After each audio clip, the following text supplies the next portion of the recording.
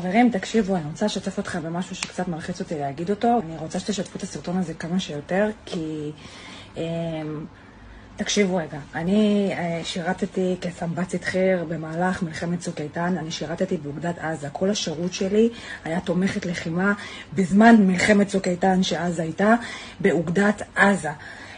תקשיבו לי ותקשיבו לי טוב.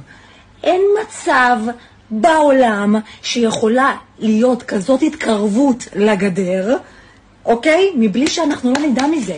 התצפיתניות יושבות בבונקרים 4 שעות, הן לא יכולות לעשות ככה. הן מול מסך.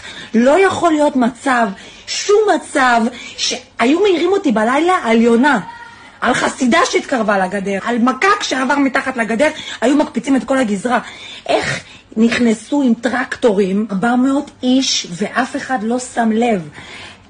זה לא יכול לקרות, תבינו, זה היה התפקיד שלי במשך 2 זה לא יכול לקרות, לא יכול לקרות. איפה הכוח שמסייע בגזרה? איך הם הצליחו גם, שמסתובב סליחה בגזרה, הם הצליחו גם לצאת, להיכנס וגם לצאת?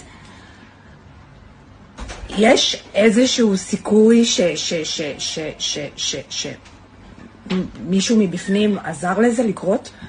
כי זה לא אפשרי, זה פשוט לא אפשרי.